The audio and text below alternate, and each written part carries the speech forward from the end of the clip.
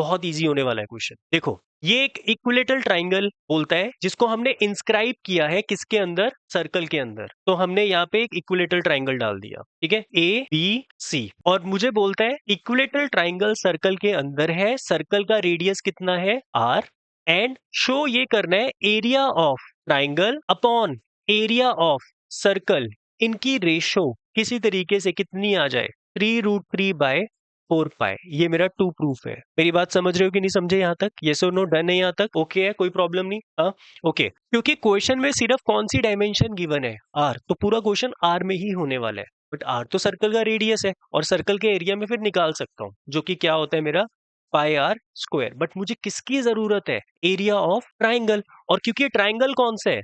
Equilateral है। Equilateral triangle का area मालूम है, √3/4 इंटू साइड स्क्वायर। मालूम है सबको ये वाला इक्विलेटरल ट्राइंगल का एरिया? डन है ये वाली चीज। मुझे बस ये साइड चाहिए, तो साइड को मैं x मान लेता हूँ फिलहाल। Let the side of equilateral triangle be x। तो मतलब मेरे पास ये ऐसा कुछ है, √3/4 इंटू x²। सबको यहाँ तक चीज समझ आई है कि नहीं आई है? और जो पिछला कंसेप्ट था वो देखा था कितना बड़ा है, देखा है ना? अब मुझे बस एक छोटी सी चीज बतानी है। मैंने आपको ना दो चीजें बताई थी, सरकम सर्कल, इन सर्कल, याद है? तो मुझे एक बार छोटी सी चीज वो बता दो, सरकम सर्कल क्या होता था? सर्कल के अंदर ट्राइंगल, दैट इज सरकम सर्कल, ठीक है?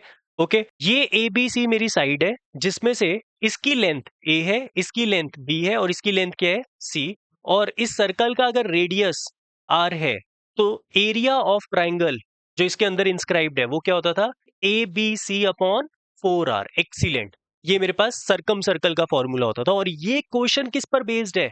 सरकम सर्कल पर। यस और नो, है कि नहीं बेस्ड? सर्कल के अंदर ट्राइंगल है। मेरी बात समझ रहे हो कि नहीं समझ रहे हो? अब मुझे बताओ, क्योंकि ये कौन सा ट्राइंगल है? इक्विलेटरल ट्राइंगल है, तो इसकी सारी साइड्स क्या है? ए मतलब x क्योंकि हमने x मानी है।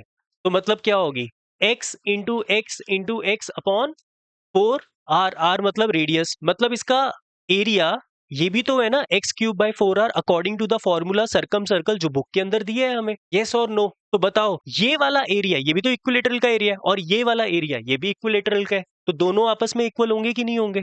तो मतलब मैं यहाँ पर क्या करूंगा, √3/4 x² is equal to x³/4r। 4 से 4 कैंसल, x² से x³ कैंसिल करोगे तो क्या आएगा, x। तो यहां से मेरे पास x की वैल्यू कितनी आई, √3, इस r को इधर ले गए।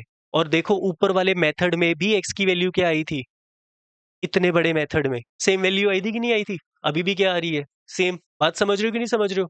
अब क्वेश्चन इजी हो गया कि नहीं हो गया? अब बस आपको रेशो निकालनी है। आप रेशो निकाल लो, साइड तो निकल गई आपकी। बस रेशो क्या निकलेगी, रेशो निकलेगी area of triangle upon area of circle. तो एरिया ऑफ ट्राइंगल अभी निकाले गए, दैट इज √3/4 इंटू साइड का स्क्वायर, और साइड कितनी निकली है हमारी, √3r, upon area of circle that is πr²। तो √3/4 into 3r² bye πr²। r² से r² कैंसिल हो जाएगा, पाई इधर आ जाएगा या 4 नीचे चला जाएगा, तो मतलब आपका रिजल्ट आएगा 3√3 बाय साथ में 4π। और यही चीज आपको प्रूफ करनी थी। समझ आया कि नहीं आया क्वेश्चन? हाँ, इजी हो गया, सरकम सर्कल का यूज करके इजी हो गया, और यहाँ पर यूज हो गया सरकम सर्कल, और हम ढूंढ रहे थे कहीं ना कहीं यूज हो जाए, और इस क्वेश्चन में यूज हो गया। डन है ये वाला क्वेश्चन?